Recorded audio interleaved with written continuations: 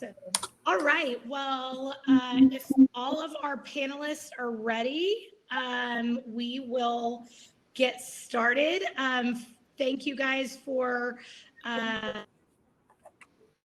today, everyone who's watching. It looks like we are raising up in numbers. So anyone who is joining us from the morning session, this is the marketing track of Dallas Startup Week 2020. My name is Kendall Wright, and I am an experiential agency owner in Dallas and entrepreneur, even though sometimes I struggle to identify as that. I am the marketing track captain along with Ramon Mendez, who you'll see helping out in the chat and responding and keeping us on point over there.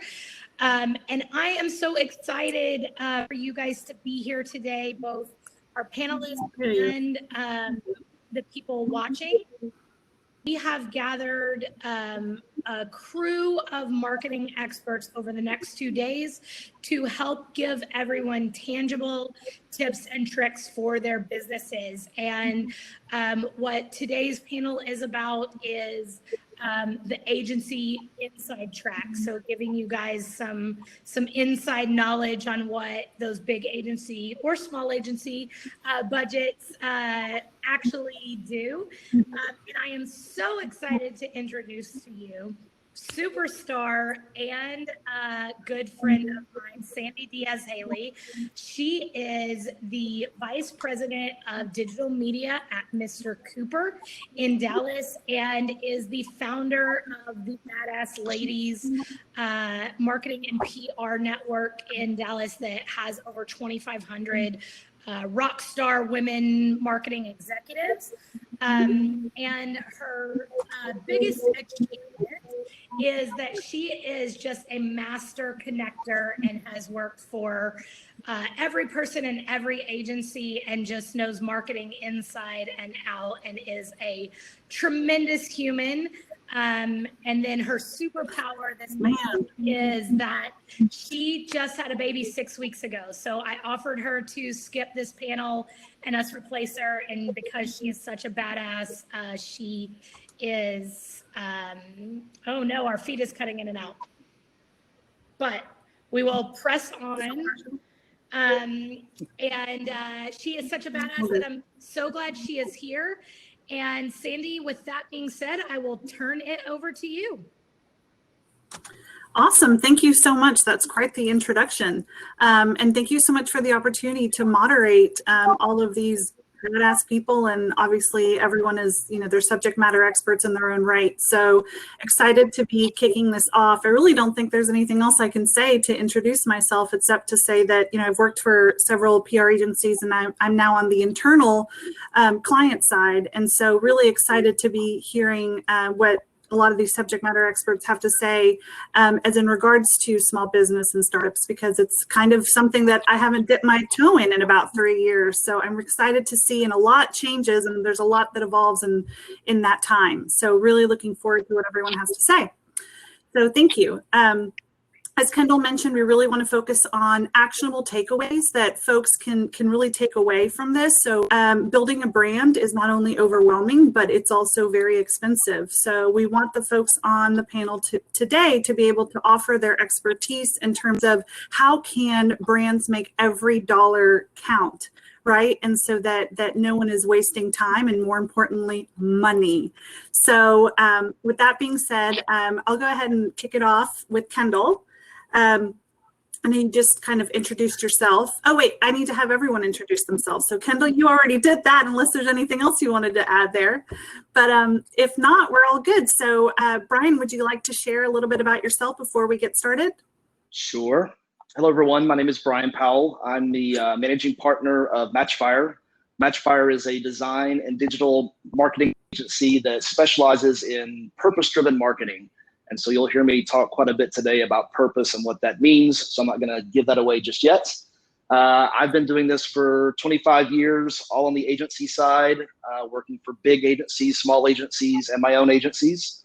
I've worked with a lot of big brands like LG and Dr. Pepper, American Airlines, a lot of nonprofits, big and small, but really my passion for the last probably 5 years has been working with startups, especially what we call social enterprise startups, those that have a little bit of a purpose bent to their business model. So look forward to chatting today. Awesome. Thanks so much, Brian. That's impressive. Elizabeth, would you like to go next? Sure. I'm Elizabeth, and I'm a account director at Project Mock. We are a full-size PR communications agency, so that's kind of where I'm going to come in today and just talk a little bit more about PR and communications. Project Mockingbird, they work solely with social impact organizations. We're just focused on building awareness for the truly game-changing work of our clients. These include Make-A-Wish, Habitat for Humanity, Match, Canaries, and Children's Health. And before that, I was at DKC in San Francisco for a couple of years, focusing on technology, brands, but how they intersected into everyday life. Worked on campaigns for BMW, Grubhub, OpenTable, but also startups, some within the Mars Pet Care brand. Thank you, Elizabeth. And then lastly, last but not least, Yusuf, what about you? Introduce yourself. So my name is Yusuf Katan, CEO and founder of Truth. I've been doing this for about a month. I'm kidding, a lot longer. So hopefully the insights I give you today will be good. We are a strategic media planning and buying agency. We focus on everything that's linear, right? So traditional media, TV, radio, all the way through digital, social, podcasting, influencers. And my background is big agency. I actually went to school with Sandy, so we've known each other for a very long time. I was much taller. Yeah. And then I went to the client side, was there for a few years, managed big agencies, large budgets, big retailer. And then 12 years ago, I thought I was going to consult, and then turned into a 50-person independent shop in Dallas. And so we manage a lot of brands that are fairly big, medium, and then small. And we love startup businesses. We love to kind of join in, throw some bows with them, help them grow, find their ways. And then bigger brands like a Total Wine & More or Metro PCS, we've helped them kind of find easier and better ways, I think, to work with agencies. Cool. Yeah, and I don't think you give yourself enough credit, Yusuf. I will say, yeah, we went to college together, and it's been really, I have to say this, it's been really awesome to see just what you've created, that it's evolved into. So I'm impressed, and just take a look back and like, wow, so proud of you. So that's amazing. Yeah. So anyway, okay, now that we've got everybody introduced, Kendall, I'm going to start with you. So I mean, you attended Dallas Startup last year for the first time as an agency founder, and as a new kind of entrepreneur, right? And so this panel seemed to really have turned into your brainchild in a way, right? So you kind of saw that there was a need for something like this to talk about more of the tactics behind things from a marketing perspective. So can you just kind of share a little bit more about the agencies and the type of background that you have and how that can reflect sort of what we're talking about today? Yeah, of course. So this is brainchild is a good word. I attended Dallas Startup Week in 2019, now a year and a half ago. I had gone out on my own, similar to Yusuf, thought I might consult and, just didn't want to work for the man anymore, and quickly realized that I wanted to really run a real company and agency. And so as I did that, Dallas Startup Week launched a couple weeks after, and so I attended as a new-ish entrepreneur, but also someone with a marketing background. So I talked a little bit on the earlier panel that one of the biggest things I've seen coming into this startup entrepreneur world is that I have, and everyone in this panel also has, the unique ability that we look at things from a marketing and communication lens, and we have that background. But a lot of entrepreneurs, and especially in the startup space, are more tech and engineer background and have never had to deal with marketing and have never had to deal with launching a product to a consumer or B2B or, you know, taking it to market. And so while last year's panels, I couldn't even tell you, I don't know that I attended a lot of the marketing ones because I was looking for more of the business resources, but a lot of the panels that I saw really focused on entrepreneur journeys and like, oh, okay, you know, tell me how you got to where you are and what you did. And there is a huge need for that. And that is awesome. And that was really awesome for me last year at the point that I was at, to be like, okay, here's some things I need to watch out for. Here's some things I need to grow for. But I also think it's really important, the more people I interact with, to have tangible resources of where do you even start with marketing, right? And so we launched this morning with the Dream Team panel with some big brands. And then with my agency background, I have worked for global PR and event agencies, similar to everybody else, you know, big brand names. Dating myself, I launched the Nook for Barnes & Noble back when I was at Fleischman Hillard in 2009. So, you know, I've worked for big brands, I've worked for scrappy brands, and I really just see now that I own my own agency that a lot of people ask the questions like, hey, like, I'm just going to tell the media about this, or hey, I got a table at this expo and it's going to be awesome. It was only $100. And I'm like, wait, you need a couple thousand to like make it look good, and you need to message train. And so what my goal for today is, and what my goal as Ramona and I have built the marketing track, has been to really bring together people that can give those tangible ideas and really say, hey, here's what you need to think about, and here's some tools that we use. And here's the threshold where we think it's important for you to try to budget some agency dollars, you know, and rely on outside partners. That's a really good point. $100 for a table is great, but the $1,000, you know, that you can spend to make it what it needs to be is a really great point, and that's really important and something we all need to think about. So I'm just going to back up just a little bit. So kind of talking in more generalities about just brand marketing as a whole, I really see it as sort of the foundation for everything, right? And I think we would all agree.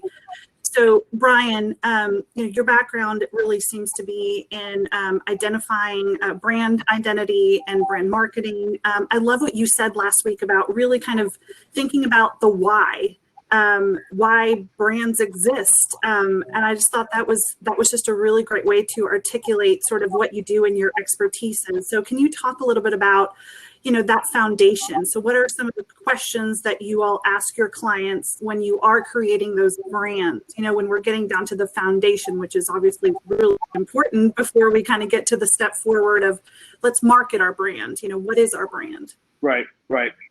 Yeah, I would say, first of all, that a brand isn't this touchy-feely ethereal thing, right? It's a very tangible output of what you stand for. And so as startups, I know they tend to be more tech focused, to Kendall's point, lots of engineering background. And so sometimes we find, you know, if it's a B2B niche tech product, for example, the brand is this, yeah, we'll get to it. Like slap a logo, figure out a name, that domain's available, and we'll figure out everything after the fact. And I've been involved in those situations, and I'm here to tell everyone that if you don't believe in the power of brand, look at the difference that makes upfront, establishing who you are, what you do, and why you do it, which I'll come back to that, Sandy, and being able to articulate that. That's very powerful for your employees, whether that's 2 people, whether it's your cousin, whether it's 200 people. It's very important for the investment funding stage. So VCs want to hear why you're doing what you're doing, what your brand stands for, what the backstory is. And certainly as you go along and engage with customers or consumers, depending on B2B or B2C, people want to know what you're about. And there's no question, not just my experience and my opinion, but the results show that companies that have a brand, especially a brand that's purpose-driven, their result metrics are 5 to 10 times greater, whether you define that by sales, revenue, profit, if they go public, stock, valuation, you name it. So first off, I want to establish that brand is a very important thing, regardless of what sector you're in. I personally, and Matchfire as an agency, believes that every brand should have a purpose. And so to answer your direct question, what does purpose mean? Purpose is your reason for being, in addition to, not in place of, in addition to profits, sales, other reasons you start a business. It is the why behind the what or how. It is articulating that higher reason for being. So what does that mean? That sounds like a lot of gobbledygook, I know, to some people. Let's use some examples. So Patagonia, very well-known brand, has off the charts in terms of consumer passion and understanding for their brand. And their brand purpose is to use business to inspire and implement solutions to the environmental crisis. So that is what they stand for. Everything that they do is a byproduct of that. So their products are sustainably built. They are famous for provocative ads that say, here's our shirt, don't buy it, because we don't want you to waste money, reuse, recycle, repair. They have opened up shops within their shops where you can literally bring back merchandise and they will repair it for free. So that's a great example of way out there. Let me give you an opposite example. We have a client called Thanks, THNKS, and it is a business-to-business gifting platform. Okay, so this is a B2B, absolutely for the trade, niche tech product. But to stand out, we really wanted to get to the why. Why were they doing this? What's the reason for being? How are they different from all the other examples out there, right? So we all know that gifting in business promotes sales, promotes relationships, greases the skids, if you will. It shows appreciation for loyalty. So we kept going, why? And ultimately the answer is the incredible power of gratitude. And that gratitude based on science is absolutely wanted to be reciprocated. So this expression of gratitude is their brand purpose that leads to everything that they do, from the way that the software looks, to the way the brand looks, to the way they talk about themselves. It's a very, frankly, hard sales environment. And yet this is a very emotive-driven, relationship-driven positioning. And guess what? Those things don't butt heads. It makes them stand out from the competition. Yeah, that was really informative. Thank you so much. And I love the Patagonia example. So, okay, so we talked a little bit about building that brand, right? And what the brand stands for. So once you kind of get to that place where you feel like as a brand, you have that foundation and you're ready to kind of go beyond that and share what your why is, right? And then advertising is obviously a part of marketing, and certainly the most traditional form of marketing, right? So this kind of leads to my next question, which is for Yusuf. Obviously, your agency is an advertising paid media shop. So can you talk to us a little bit about that, in terms of, we all know that digital media is definitely where, we can't say that, you know, it's where we're going next, because it seems to be all there is these days, right? Yep. So can you talk a little bit about that in terms of what brands can do to prioritize when they are building their digital media, because that could be so overwhelming? Yeah, look, I think one thing that we've noticed, especially with the digital environment, is I think as brands establish themselves, right? So Brian, one great answer. I hope I can semi-replicate what you just did. But as brands figure out who they are and what they're going to represent, how they want to go to market, hard part sometimes, right? Figuring out how to start. And so I think what brands are finding is they've got to be quicker to the point, because they've got environments or channels that allow them to be there. So they can be quicker, they can be smarter in the way they get to their end user, their consumer. I think the channels and tactics that they have at their disposal today isn't limited to big companies or small companies. And so they can kind of dive in and understand, okay, look, you know what? Our brand needs to live socially. It needs to live in search, or we want to launch a video campaign. So I think once they establish who they are, it's developing out a strategy to make sure that they're reaching the right people in the right places. Digital is obviously going to be a place where I think a lot of people will automatically go to because you get tangible results quick, right? So you can go in, you can be efficient, you can be incredibly smart, you can learn as you go, and it allows you to optimize incredibly fast. And you don't need, we talked about this earlier, you don't need a suite of resources and tools. One thing that I would share to all the entrepreneurs that hopefully are engaged with us right now, and I learned this as I built an agency, is I came in as a consultant, then all of a sudden I got an account, and I was like, okay, I'm not really sure like what tools I need to kind of activate that account or turn on that switch. Reality is, if you get in there, throw some bows, right, you're gonna find that a lot of those resources are out there for you. And so I would say, as you kind of go into that next step of advertising and expanding on your message, I would say keep it simple, keep it focused.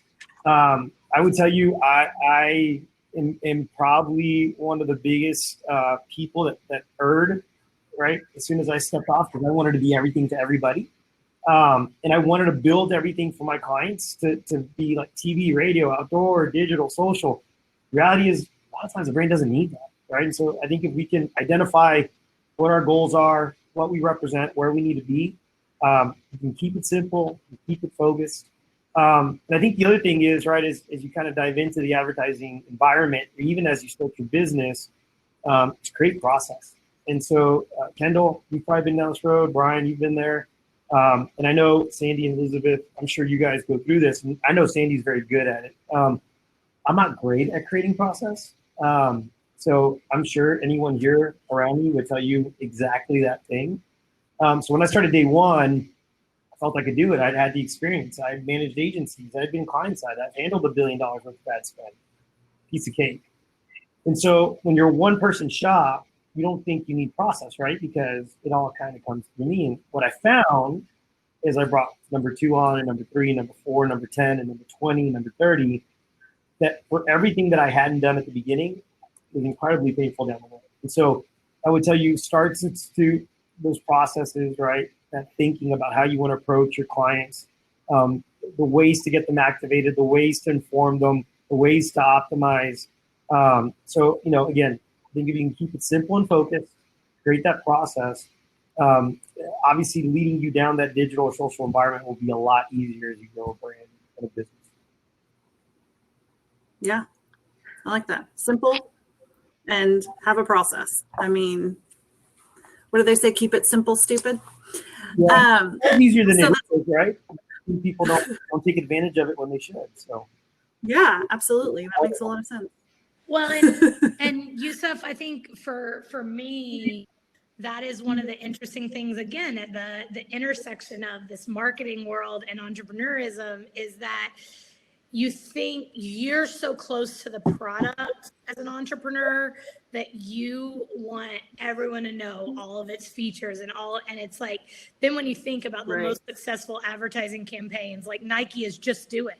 That doesn't tell you what they are. It doesn't tell you what they sell. When you start to dial into those things, and I actually worked with a bunch of the women of innovation this week on the women's marketplace, and they struggled with the same thing with that tagline, right? Like they're like, oh, I do this, and I make candles, and I do essential oils, and I create brands, and really, yeah, you're juggling, right? Yeah, really dialing that in. Okay, you create your brand, you get your brand identity, the messaging, and that keeping it simple and having that like go to market, then the ads and all of that comes a little more naturally. It's really funny you say that, because kind of going back to what Brian said, I mean, the why, right? The why behind the what and the how. It doesn't get any more clear than that. Now, those answers are complicated, but it's interesting how just asking that simple question can then, lead to so many other things from a brand marketing perspective. Yeah, and I would just piggyback on that quickly, that to everyone's point about those key questions, it's easy to ask the questions, having good answers is tough, but especially as your product or your startup is more tech focused, an entrepreneur is going to know that stuff backwards and forwards. What we try to guide clients is, okay, take a deep breath, imagine you're at a dinner party, or you're at Thanksgiving dinner with your extended family, and Uncle Bob or crazy Aunt Susie goes, "Oh my God, it's so great to see you. What are you up to these days?" How you answered in that context is super important, because you get past all of the bullshit, all of the terminology, and it's a human interaction. The second part that is super important on why is personality, right? And so as we talk about brands, oftentimes people's frames of reference are different. You're right. Someone's blue is someone else's purple, right? And so we talk about, if you're a celebrity, what kind of celebrity would you be, or which celebrity would you be and why? So it's not good to say Tom Hanks if you don't explain because he's likable, trustworthy, etc. Because someone else might like Tom Hanks because he's handsome and a great actor, right? So make sure that everything that you answer is also and why. Yeah, absolutely. Okay, so I'm going to transition a little bit from we've talked about brand marketing, so why your brand is who they are, and then how to go about paid media. So want to spend a little bit of time talking to Elizabeth about earned media. So PR that can be a beast.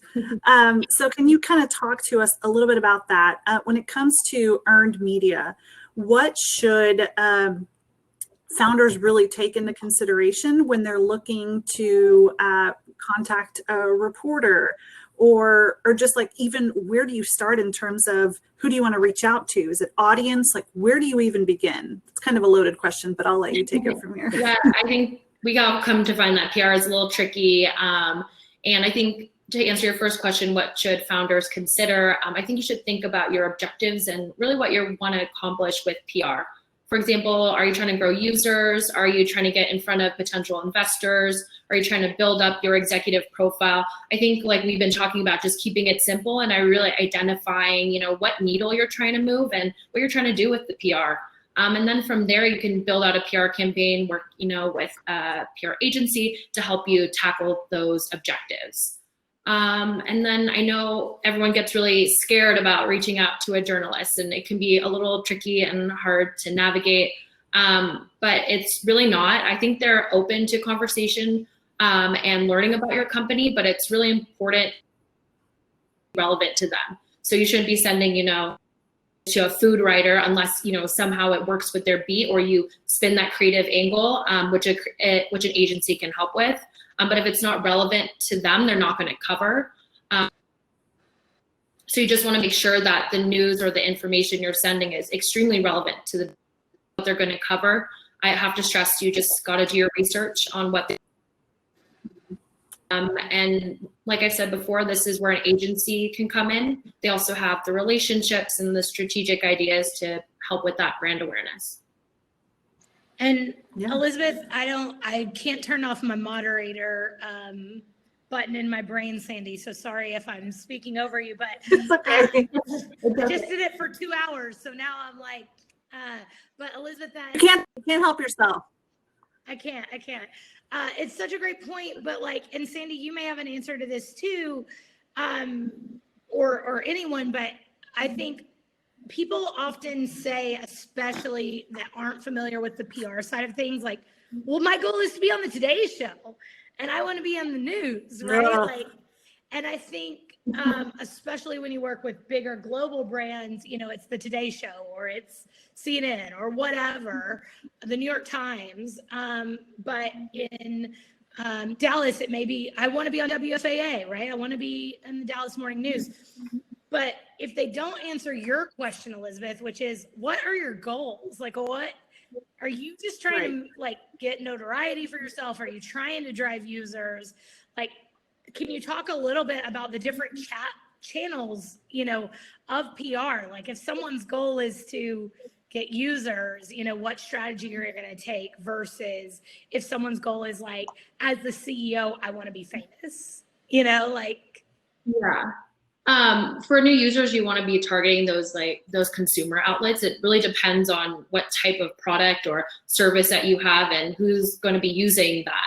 And figuring out what they're reading, what websites they're going on, and really targeting those types of publications. And then if you're trying to get notoriety, then it's not just, getting the cover of Forbes is great, but it's also being at Dallas Startup Week and being, you know, a speaker at relevant panels and conferences. And that's going to help build up your notoriety as well. So it, like we've been talking about, it just really depends on what you're trying to do and who your audience is. And those things are very important in figuring it out. And Elizabeth, I love what you said last week when we were talking about just this very, very thing. When you're saying, you know, impressions aren't everything, right? So it's almost kind of going back to this whole theme that we're having here of keeping it simple. It really seems to be, from a media perspective, that quality is going to be more important than quantity, right? It's not about the number of impressions. It's did you reach your target audience? Because if not, then who cares, right? Yeah. So I love that point that you made. Yeah, and I think a good thing to note is that people value impressions, and they're like, GMA has a huge audience, but maybe that's not the right one for you. And I think that sometimes when you look solely at impressions, you're just missing the smaller local Dallas outlets that are super influential. And your national reporters, they're reading the Dallas Morning News and the Dallas Business Journal and Dallas Innovates, and they're getting what's happening in the local scene from those, you know, local outlets. So it's really important. Especially to the Dallas startup culture and, you know, Dallas as a whole. So that's why you just can't really, you know, rely on impressions being the only gauge for success. Exactly. Brian, did you want to add to that? Yeah, I know we need to move on, but just quickly to say, as we've all stated, the importance of brand as that foundational hub. And so when Elizabeth talks about, don't forget that reporters and the press are people first, make it relevant to them, which seems like an obvious thing, but people forget. I would also offer that as people, you are moved by brands, and the most tangible aspect of brands are logos and design aesthetic, which is a fancy word for the look and feel of your website, the look and feel of your product, your packaging, whatever it is.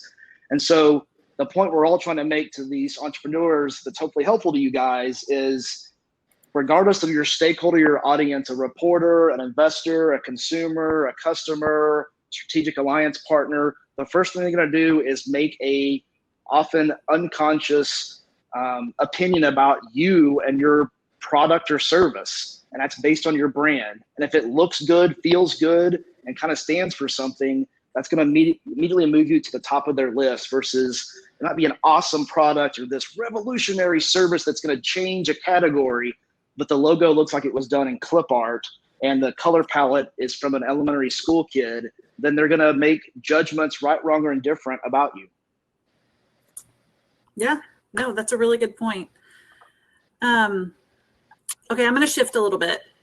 I want to go back to talk about kind of why we're all here today, right? So why is Dallas Startup Week virtual? One word, COVID. It's killing. Not seriously. Gosh, that was not the right thing to say. But it's like, seriously. You need a PR. Sorry. You need a PR person. I need a PR person. Crisis no kidding. communications. Elizabeth's Yes, available for absolutely. hire after the panel. So I can type up your messaging for you and make sure all your talking points are aligned. Thank you. Lack of sleep is not helping me today.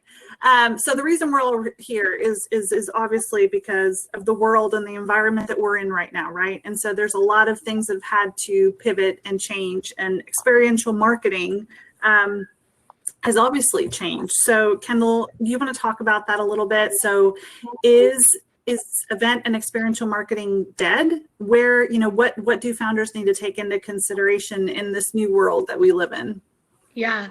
I think it's actually, that's been, you know, events are quiet right now, right? Everyone knows that. Sports are struggling. Concerts are, you know, a nightmare for COVID spreading. But I think what is so interesting is that the experience is not ever going to be dead. So thinking about it in new ways and looking at how do you connect with your customer? How do you create that experience? It just may not be at a trade show booth, right? Like, or any of these traditional events that you think you need to be at. And actually for entrepreneurs and the startup community, I think it's going to be a blessing, right? Because there are a lot of barriers to entry in those traditional experiential. Sports sponsorships are really expensive, you know. Then, like I said, the table example is one I use all the time. Match was on an earlier panel. They were one of my earliest clients in the PR world. And they came to us and they're like, okay, we want to sponsor All-Star Week. It's going to be in Dallas. We want to sponsor it. This was 10 plus years ago. And I said, okay, well, are you trying to like get young guys on the platform? Like, what's your target? So that we could start building out what that experience was. And I was like, well, it for like, our CEO really wants tickets and wants to like entertain clients all week at, you know, entertain partners. And I was like, okay, you do not need to spend that money to sponsor it, because that's a significant chunk of money. And where we ended up repurposing our money was doing their target eventually was young guys, but we did a full sports PR campaign around dating and NCAA, and got all this data around like, if I went to Duke and you went to North Carolina, what's the likelihood that we'll match on a date? And we started getting all these coverage in sports publications, and then built up to like being in those sporting places, right? So when I look at experiences, I look at like, okay, you're launching a restaurant. You can't have 1,000 people in there anymore, right? That's just not, that's a shift we're all making. But let's have, if our goal is 200 intimate experiences, let's have 20 10-person dinners and make them super intimate and super engaging and increase that experience. So we're just moving from this mass, which the entrepreneur often doesn't have the budget to display a booth at CES, right? But to now with virtual, who knows who's going to have the opportunity to connect and present with a global community going online at CES than they would if the entry point was a $300,000 booth plus all of the travel and other things. So that's where I think it's really going, is looking at it different and creating these intimate experiences and really allowing opportunities for the people, like Brian said, who have the good branding to kind of pop up to the top and be like, okay, well, I may not have $300,000 to build this experience, but I can hop on this Zoom and tell you all about my product and showcase it, or edit. We have a video editing session later, you know, edit a video that I can quickly distribute. It's just looking at that experience in a different way. Yeah. Yeah, I love how you talk about that. And I think that something that I've heard from different folks that are in experiential is that, you know, getting to be resourceful and kind of think outside the box is a really unique opportunity. And it's something that maybe brands didn't have an opportunity to think about before, because it was about naming a stadium or whatever that may be. So things like that I keep hearing are, you know, you can get celebrities and people of note to join your Zoom meetings and your town halls or things of that nature. So that's kind of cool and interesting and different, and definitely not anything that we ever thought we'd be doing these days. It might be too soon to ask you this question, but can you think of an example of a brand that maybe in the last 6 months, and again, it may be too soon, that has done it right and has had to be nimble, and it's kind of paid off in a really cool way? Yeah, well, I'll use an example from the other panel. One of the things that Kara from Amazon mentioned was that they immediately jumped into live stream, right? And they were like, okay, we'll live stream our artists, but they realized that their artist fans may not necessarily be on their platform, so they weren't having high engagement. So they switched to a model of doing Instagram Live, where they would have an Amazon host, and then the audience's panel would come in, and so they would get cross. And so that's showing that, like, at any level, you're going to have to be nimble and be innovative and thinking about those things, instead of just like, oh, this is how we always do it, right? We always go to this. Right. We always have this, you know, brand planning session where we all go and golf all weekend and plan this. They're just different. And Yeah. To give myself a quick shout out, Legacy West in Plano, for any of you Dallas people, they came to our company and said, we want to do back to school marketing, but it can't be events and we can't have thousands of people come to the property at one time and all of these things. And so what we ended up creating was Legacy West University, which is offering all of the things throughout the first 6 weeks of school that kids won't have the opportunity to get with school going virtual. So we have professional photographers where we give first day photos. We have music classes. We have art classes. We have recess classes. We are doing a football themed Friday Night Lights movie series. So like just looking at things differently instead of, well, here's how we traditionally do retail marketing. What are we going to do?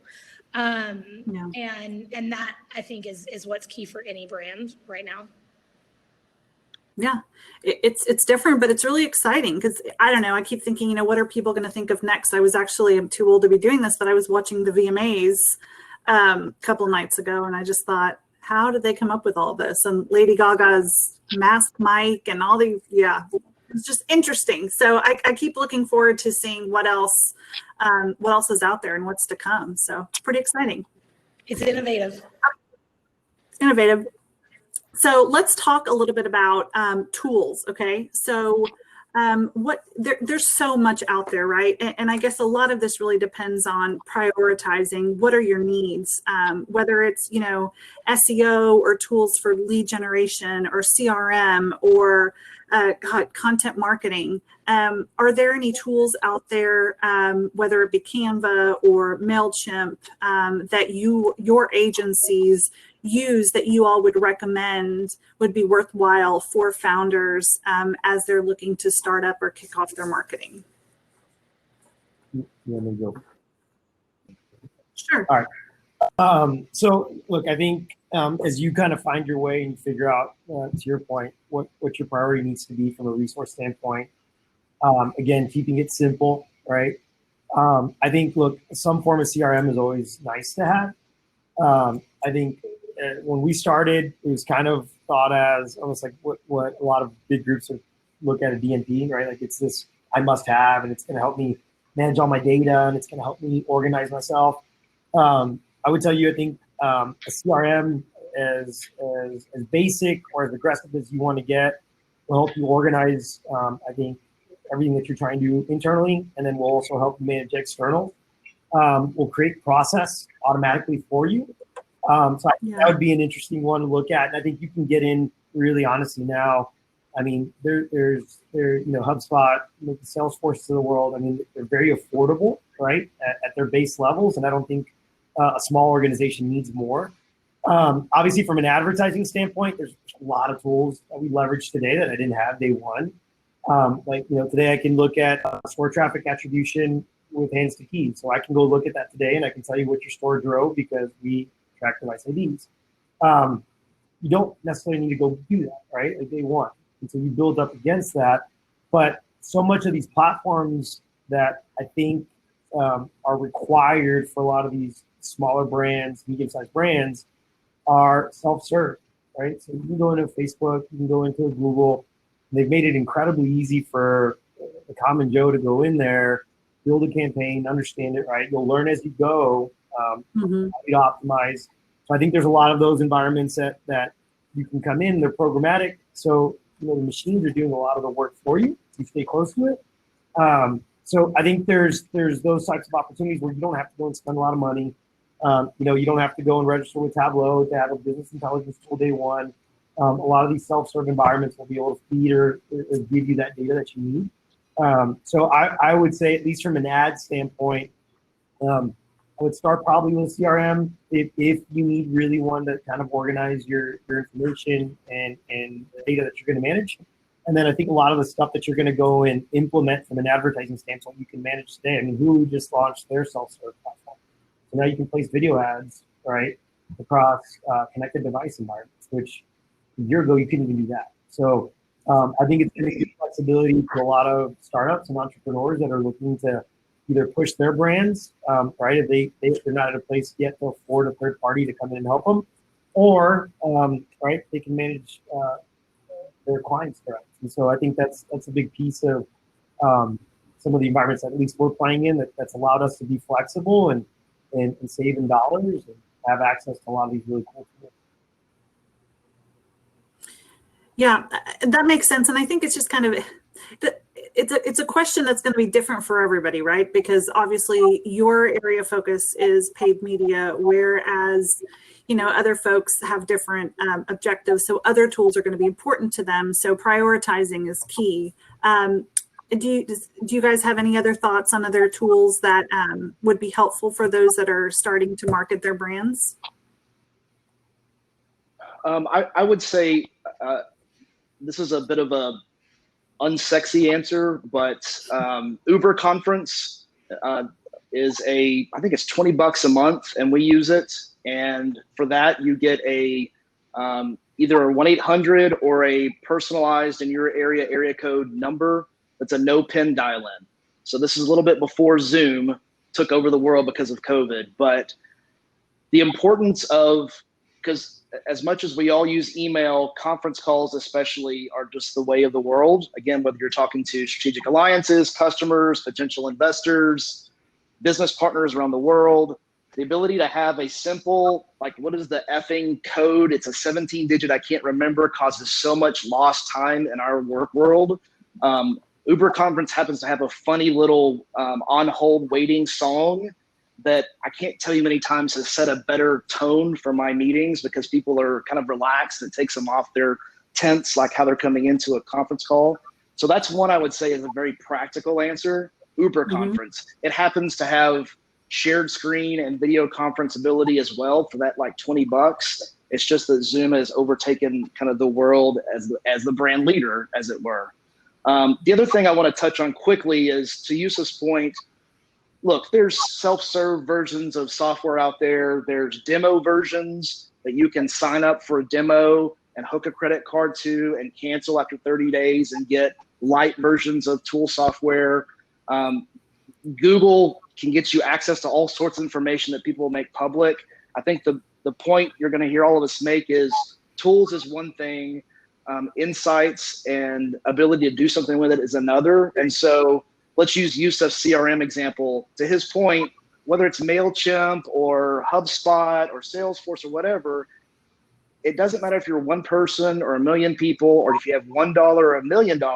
If you can't decide what is the simple subject line that's going to get someone to look at the email, or what's the paragraph of copy that's going to attract them and make them want to click on the link or share it, it doesn't matter what the tool is. So I would offer that when I deal with startups, sometimes this garage sale game of finding the best deal on tools takes so much attention that they forget, oh yeah, once I have a tool, then what am I going to use it for? And do I know what my brand stands for? And what is my marketing message? And who is my audience? And all the core fundamentals of marketing that don't cost a thing. Yeah. Brian, it's funny that you say that. I think we talked about it last week. I kind of ended our discussion last week with this. I also think this whole tool discussion is a lot of BS and it's a lot of smoke and mirrors, right? So I've come out of big holding group agencies, right? Managed big business. I've been on the client side, hired a lot of big holding group, big business agencies. They're all phenomenal. Like, not knocking any holding group people that are out there. Reality is they go and spend so much money in these tools, but they don't even train their people properly. So when I would need access to a report or an insight, I'd literally wait 2 to 3 weeks to get a report. No one knew how to use these incredible tools. And so there's no point to fall in love with these, sexy toys. I mean, they're nice to have if you can leverage them properly. To Brian's point, look, I will always double down. We've got a slide in one of our decks that talks about we react and act on data all day long. We have to earn paid media, but we also listen to our gut, right? So my experience is going to teach me a lot of stuff that data can't, right? My insights, understanding the segment, the consumer, and the way they react and act is got way more value to me sometimes than what a specific KPI is giving me because of a really cool tool. The tools are just support mechanisms. And so what I would also challenge people is don't feel, right, that you're at a disadvantage because you can't afford a tool, right? Your brain is going to go much further than any tool can. And so that's a very big piece for me. I've learned that over the 12 years that I've had this. right? I started off coming out of these big environments going, well, I have nothing, right? And not having nothing was actually valuable to a lot of people because it made me work my brain a lot harder, right? And made me think about those angles. I mean, Kendall, you gave an incredible example of the Legacy West approach.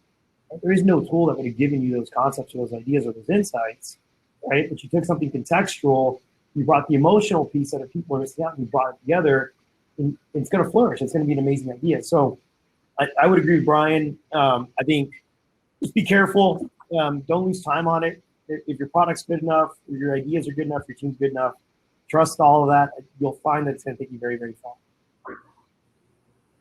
Yeah, I think those are all really, really great points. And, there's something to be said for, you can have all the data and insights in the world, but if you don't know how to let that influence your strategy, then why does it matter, right? So I love that. I think that's such an important takeaway.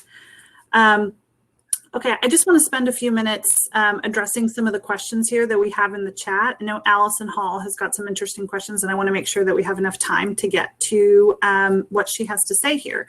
So let me just kind of kick this off here. So she wants to know a little bit about, I don't know how we can answer this exactly, but how much it costs to get professional consultations. I think that just varies greatly on, depending on your objective and the industry and what you want your output to be. But do you guys have anything that you would add to that in terms of what cost could potentially look like? I will.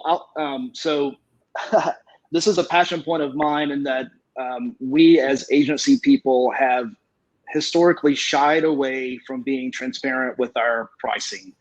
And I get, we're all to blame and none of us are to blame because, as you said, Sandy, there's so much variance depending on objectives and goals and inputs and all that kind of stuff.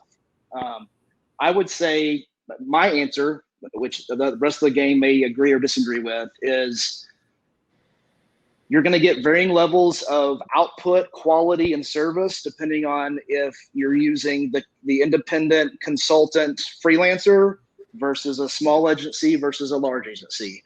And by the way, the cost increase isn't always one-to-one. In other words, a small agency may not be cheaper than a big agency, but the promise of it is that you're getting more seasoned, experienced people actually working on your business versus a large agency. You may have, let's face it, you're paying extra for some overhead and some oversight of people and staff, et cetera. My answer is, because I think someone else asked a more direct question later, like specifically for like the ultimate brand guidelines book, like here's your brand in a box, like we used to say. I think if you go for a freelancer contractor, you're probably talking $5,000 to $7,000. If you're talking about a small agency, you're probably talking 25 to 35K. And most of the time that's going to include some sort of, not just all the positioning and the strategy, but the logo, the color palette, the fonts, the visual style, and typically some sort of starter website, right? It may not have every subpage and all the functionality built out, but good enough for if a potential client or investor looks at it, you're going to pass the legit test, which is super important. The other thing that I would say, because I'm kind of on a roll at the moment, is make sure that first deliverable of a brand guidelines includes a pitch deck, because most of you as startups are looking for, again, customers, investment, strategic alliances. So make sure you're putting all this great work to use as a practical, here's a PowerPoint deck that I can present in 10 pages or less that shows you who I am, what I'm about, and why I exist. So I'm going to jump in here because I think that was an awesome answer, but also super, super broad, right? You guys just heard 5,000 to 35,000, which coming from launching my own and a year and a half ago, and even knowing this back end was also overwhelming to me. So I paid $8,000 for brand messaging, a brand guideline, a pitch deck, a font, and I paid $800 for my logo. So just to be super upfront, I used a freelance graphic designer for my logo. And I used who I had already trusted and worked with. And then I used a large branding agency in Dallas for the brand package and got the full brand deck. So, back to Allison's question, one of the ways that this panel came about was Elizabeth's boss, Lauren McKinnon, who is an entrepreneur who runs Project McKinnon. She and I have been talking about this concept, right? Of like, startups aren't going to go to a big agency. They're just, and it's Right. it's not worthwhile. Brian mentioned the overhead. I tell anyone who asks me, like, it is not a good use of your money. And I say that coming from a big agency. There are definitely some pros. Can they get those reporters right on the phone? Like, yes. And can they get bulk discounts on huge media ad buys? Yes. But that's not the things you're going to be dealing with as you start up your business. Brian's point about the pitch deck is huge. Right. That was important to me, not from fundraising, but from new business, right? I needed something that looked professional and branding to take to clients. And so that was important to invest. But Lauren at Project Mockingbird and Elizabeth, I know you're newer to Project Mockingbird, so you may not know about this yet, but she offers a $1,500, we'll train you to do your own PR for startups. So like, we'll walk through, we'll consult, we'll spend a day with you. I offer it on an hourly basis. Usually I do a $250 an hour intro, 1 to 3 hours. So around that same price range. And when you talk about that, Allison, like where I see consulting for entrepreneurs has been helpful, has been like, I could call Youssef and say like, hey, I really want to start running social, but I have no idea where to start. Like, could I pay you for a couple hours time to like talk me through it? And there are a ton of resources in the Dallas area. I mean, all 4 of us are obviously Dallas based.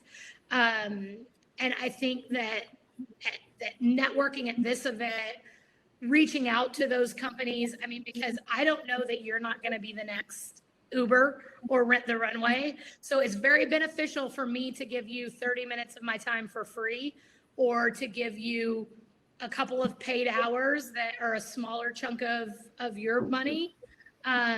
That one day you'll come back to me when you reach unicorn status and say, okay, now we want to go to CES, right? Like, then that's the big budget. So I would say that having those conversations and looking for those, like, hey, I just want to pick your brain for an hour of your time.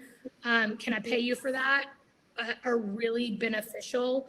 And for next year, 2021 preview, when this was in person, this panel was going to be followed by a hands-on workshop where we could have done just that. So I'll probably regret this, but please feel free to reach out to me about any of these disciplines, and I'm happy to connect you guys to any of the people who had originally volunteered. We had over 20 agencies of different disciplines that were volunteering to consult startups in this exact space that Allison's talking about.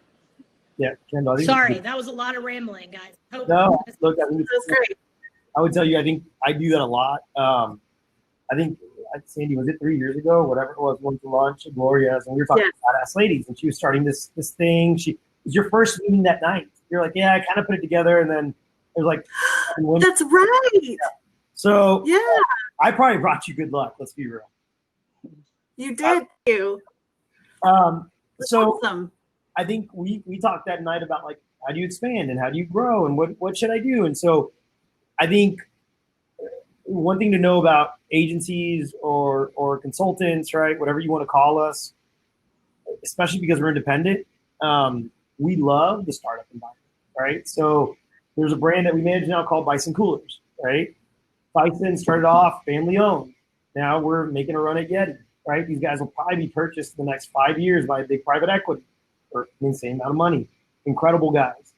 right? And our first discussions weren't like, I was going to their office and just sitting and talking about their business and what their barriers were and how do we help you, right? And we've got the Total Wines and More. They don't want to have that discussion. They want you to service their account and give them results, right? But the ones that we get a lot of, I guess, excitement out of or reward is the Bisons or the Nomad Grills, right? John Beach, the guy that I grew up with in the business, he's a marketer, brilliant guy, just launched, right, literally a portable grill. And so we're working with him on it right now. And so that took 3 or 4 discussions. And so I would tell you, don't feel like you have to bring a budget automatically to the table, right? Don't expect to get free work. I think that's what I always tell people. But I think Pick Some Brains, we want to be on the forefront of a big idea of that unicorn. We want to hear the ideas. I enjoy it, right? Because I've been there, so I appreciate the mom and pop. Last year, we launched a sidearm of the agency called Truth Local, and Truth Local is literally built for the mom and pop shops that need help, right? Because our model couldn't service those people well. Right. So yeah, I'm right there with Kendall. I mean, as we've grown, that hasn't changed. I think it's one of the things that I'm most passionate about is you want to find the diamonds, right? They're kind of still stuck in some coal, going to knock it off. And then you want to help guide them.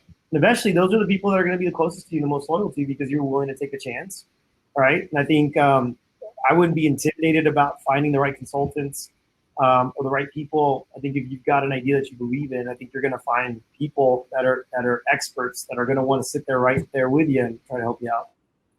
Yeah, those are all really valid points. And I think something that through a thread through everything that you guys are saying is, you know, we are all, to some extent, somehow, it doesn't matter what discipline we're in or industry, we are all in the business of relationships. I've grown up in DFW, so I don't know if all markets are like this, but I will say there is something to be said for this community where it's very easy to pick people's brains and tap into what other people are doing. And I don't know if maybe in larger markets and, you know, LA and New York and other places, it's a little bit more competitive and it's different because they are bigger markets, but there is something to be said. I mean, Dallas is a top 5 media market that I know for sure. So I do think that relationships and connections are definitely a big part of kind of getting that you know, your brand off the ground and getting that support. And then one other thing, Allison, as I look in your question, you're asking, you know, how can startups appear professional on a budget? I would say, and you guys please chime in, going back to what Brian was saying, really investing in that pitch deck can just get you so far. And please, if you guys have anything to add to that, but I do think that's how you're introducing yourself, you know, get that elevator pitch to Uncle Bob or Aunt Susie, right? But then also have that pitch deck. I don't know if there's anything else that you guys would want to add to that in terms of how you can appear more professional. Website. First thing anybody ever does is Google and look at your website.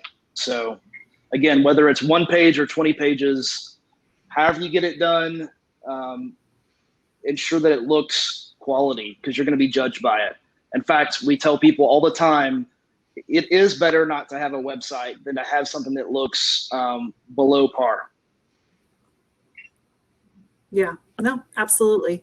The other thing I would just quickly say is the website it's a very tactical thing that forces you to make all these big strategic high-level decisions, right? Because the About Us section of a website is really your positioning, and how you describe yourself in your bio in 3 or 4 sentences is what the founder backstory is. All these things, if you think in terms of a website, are very big strategic decisions, but it's forcing you to make them actively to put them on different sections of a website. Right. No, that absolutely makes sense. It's again, it's a very simple answer, but it's just an overwhelming thing to take on, especially. Thank you guys. So a couple more things, and I think Elizabeth, you touched on this when we talked specifically about earned media, but I want to touch on this because we have so many, we have multiple disciplines, so it's going to be different. So how would you guys measure success in your specific disciplines as far as campaigns or launching a product would go? I know you kind of touched on audiences as success mechanism for you, but can you go into a little bit more detail in terms of what that looks like for your clients? Yeah, it really depends on like the objectives that we had spoken about and what you're doing. And we tailor those KPIs and how we measure that success for every client just based on their campaign. So if you're trying to raise your profile, then maybe we will look at how many thought leadership opportunities we've gotten you, or what speaking opportunities have you been doing, what awards you've won, and looking at it in that way. It just honestly really depends.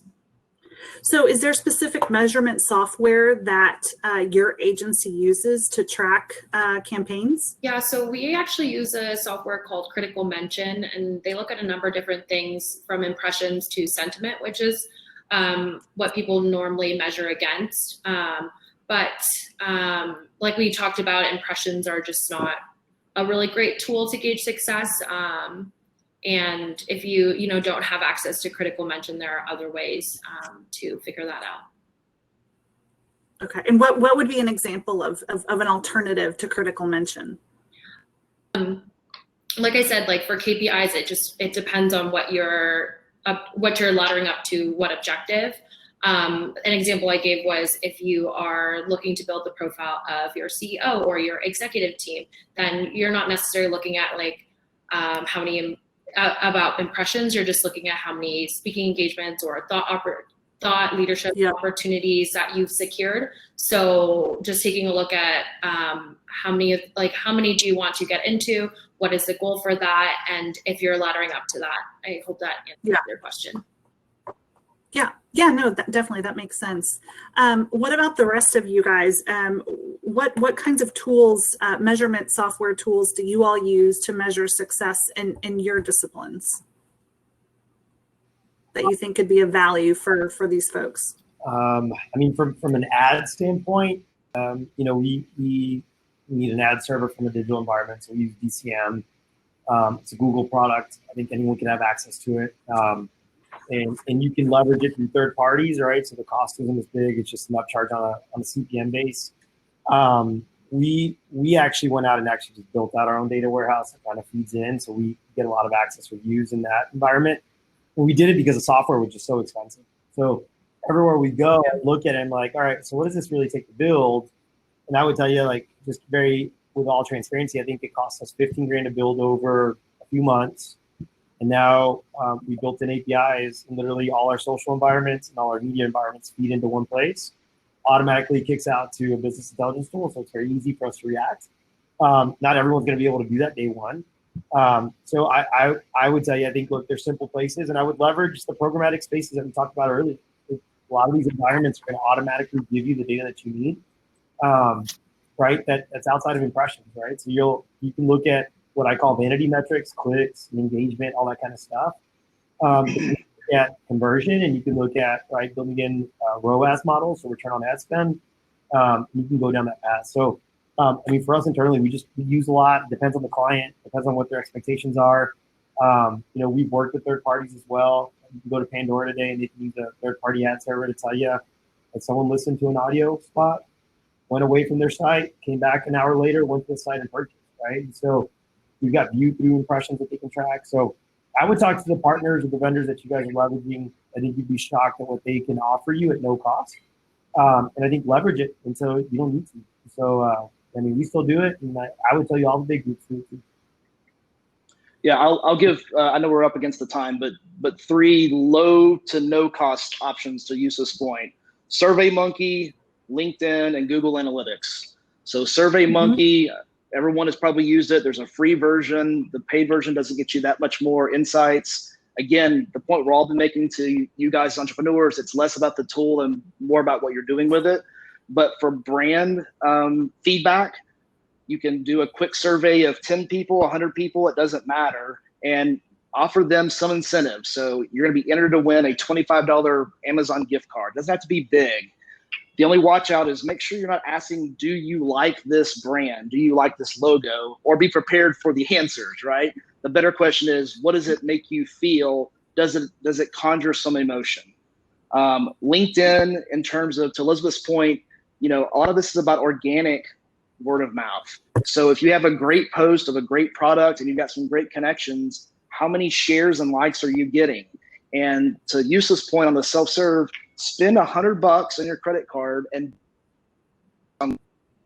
you will get amazing results. Again, it's less about $100 in the tool, but is your content good, right? And then Google Analytics is completely free. And back to my point about website puts everything in a literal box on a screen or on your phone screen in terms of your brand, your messaging, your experience, etc.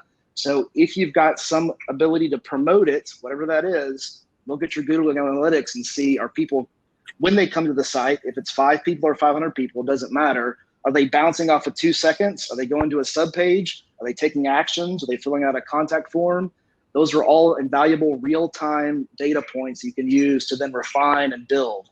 I think what we would all tell you is all of these things we've talked about, it's not a one and done. It's have a foundation, and it's iterative, and it's a living, breathing thing, whether it's placing ads or PR or experiences or your brand or your marketing. It's living and breathing, especially in 2020, where digital can give you immediate feedback and you can pivot and optimize along the way. Yeah, no, thank you so much for that, Brian. You're right. I mean, you've got to have that marketing mix, and no one thing is more important than the next. So that's a really good point. I know we're running up against time right now. So Kendall, yeah, go ahead. Oh, you're muted. You're muted. A couple of things about that. One, we have a 5-minute window before it kicks us off. So we can go ahead and do either a last question, or we have 75 people in the room right now. So if anyone wants to jump in and ask a question, we can allow for one of that. But we have about 7 minutes left before it kicks us out. So we've got a question from Ruben Beckner here. So let's see, anyone using reverse IP technology to track leads coming to their site that don't submit their information? This may be a question for Ryan. You were specifically the back end of website analytics. I don't know if that's a question that you could address for Ruben. Maybe, and then Yusuf can probably correct me, but the specific thing you're talking about is a very specific variance of it. The other way to think about it is, again, whether your budget is $100 or $1 million, you can do retargeting, which is a little piece of code you put on your website. And if someone visits your website, you can then serve them an ad on Facebook.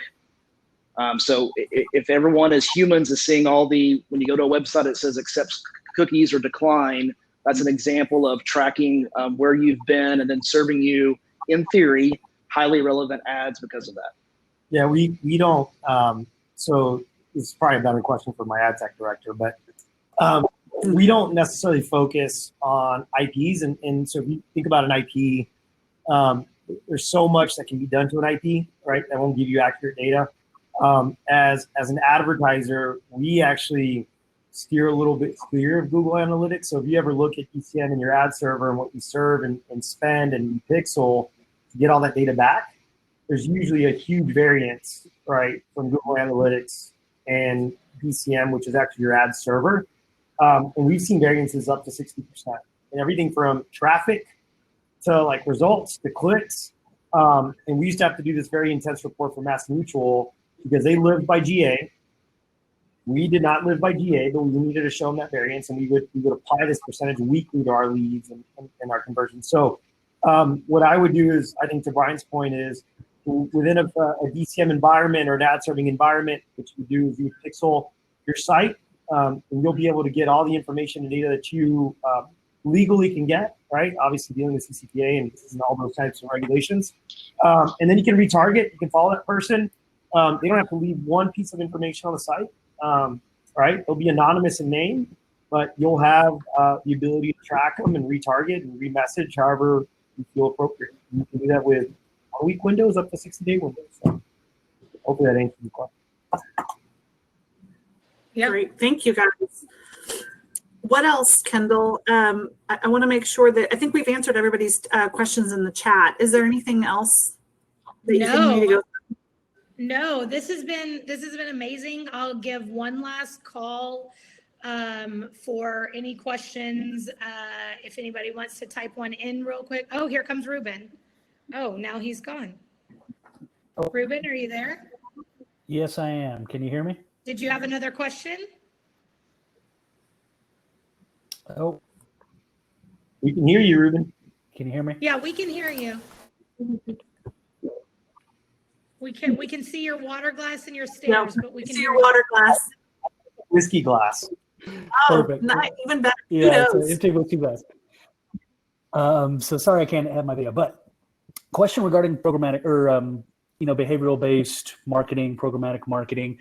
Basically, what I was alluding to with the Verse IP technology is that there's certain companies now like ZoomInfo, Leadfeeder that will allow you to get insight on your website that comes to the website, not just the people that submit their information, by doing a reverse IP lookup so that it provides you all of the public information regarding that IP address that's out there. Yep. On what public information is attached to that IP address, you might be able to find that certain companies that maybe didn't contact you directly are looking at your website, and for one reason or another, they need to be followed up with because they didn't actually submit. So any recommendations there? I think that the future of online marketing is going to be kind of behavioral based, making someone jump through multiple hoops before I ever submit an ad to them. So hitting the right person with the right message at the right time based off of the behaviors that they're displaying online. So any tips or recommendations on behavioral based online advertising? Yeah. Yeah. Before Yusuf dives in, I just want to say we're definitely going to get kicked off quickly, but I just want to say that I think that technology is super creepy. And as a non-website technology person, when I get those emails that are like, we saw you visited blah, blah, blah, why didn't you purchase? I am very annoyed. So that's a consumer. Go for it, Yusuf. Yeah. So what I would tell you is, so I think we're in the environment of behavioral targeting. So we actually build most of our plans and our strategies around behaviors. And then we even take it to mindset, right? And so we're big on mindsets. We're big on behaviors. We play on your emotions, whether you know it or not. We know what you're doing and why you're doing it. I would tell you with CCPA, I think IP tracking is going to be interesting because IPs are encrypted, right? A lot of IPs are redirected. So a lot of times what you think is actually hitting is not really hitting. And companies are getting much smarter on how they encrypt. So cookie-based is the way we've done it. If you know what's going on, cookies are going to go away, right? So Apple's dropping in the next year. So it's going to make my job a lot harder to be very smart about how I target you, Ruben, or Kendall, how I creep you out. Definitely. And then you got to be really careful with CCPA. So what I would tell you is, if you can reach out to me on LinkedIn or feel free to send me a note. I can kind of give you some insight on where I think this is going and how you can leverage behaviors. There's a bunch of really smart third-party companies that have aggregated data properly, safely, that will protect you and your clients, and that'll allow you to really get some good insight about who's hitting you, why they're hitting you, and how you should go after them. Awesome. Great. Thank you guys so much. Thank you so much. Ruben, I'm going to drop you out. Thank you guys. Thank you, Elizabeth, Brian, Sandy, and Yusuf for joining us today. Sandy, thank you for moderating and letting me jump in. We have a couple more things today. So the future of marketing is coming up in 10 minutes with some awesome marketing consultants to talk about how we market in a post-COVID world and how marketing is going to change. That is at 3:15. And then tomorrow we have video marketing, we have social media marketing, and we have a feature from one of the marketing team members at Capital One on how to organize your customer, your ideal customer. So thank you guys for joining. The chats were great. The questions were great. Everyone was great. And make sure, if you have a few minutes, the women's marketplace that I mentioned, we have 20 small business women owners in the expo right now who are all launching their products and showcasing discounts for the Dallas Startup Week audience. So hop on over there. And thank you guys so much. I will see y'all in 10 minutes. Thank you. Bye, guys. Thanks, guys. Thank you, guys. Thank you.